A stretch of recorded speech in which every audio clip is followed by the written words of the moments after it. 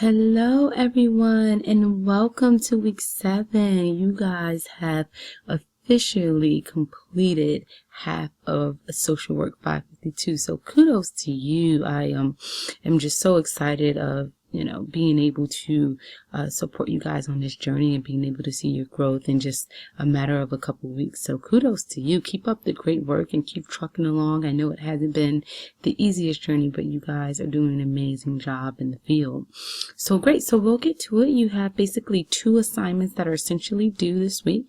And your first assignment is your written assignment, which is due this Sunday at 11:59. So you're going to do 2 different parts of it. So the first part is where you're going to share an ethical challenge you have encountered in field by identifying the values and ethical principles involved. So how did you handle it? And how did your approach affect the outcome?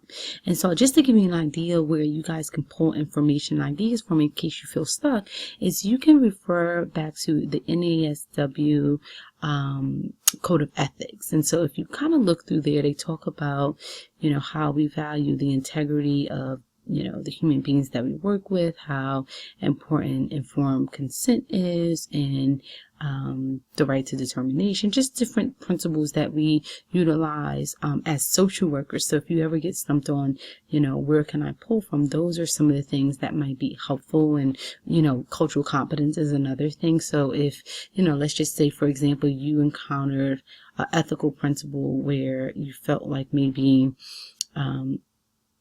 whether it was a client or a professional who wasn't being culturally competent and being, discriminatory of someone because of their race or their age or their gender or their sexual preference, how did you handle that, and what was your approach, and how did that affect the outcome? So those are the types of things that I'll be looking for, just to give you an idea. And then part 2 is you're going to describe the discussion you had in supervision regarding this challenge. So if this is something that recently happened and you're having supervision in a couple days and you didn't have the time to actually process, I still want to know, if it wasn't discussed in supervision, address those reasons. So maybe you will and you're planning on it, or maybe you have some anxiety because it can be a conflict of interest. I really want to know what may have been holding you back from sharing this in supervision, because the goal is to really get you guys as comfortable as possible with sharing anything and everything in field, so that you're able to grow in brand new ways, right? And so if there's any barrier to your supervisory relationship, then we want to process those things as well. So that is your written assignment that is due this week. The other assignment that is due, if you have not submitted it already, is your very first process recording. So you will be processing whether an individual or group client interaction.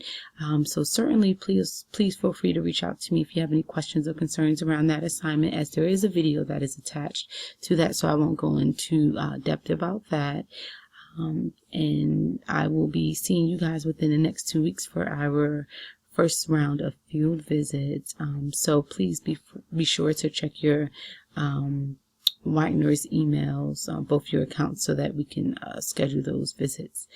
So you guys have a great week. I look forward to talking with you soon. Bye-bye.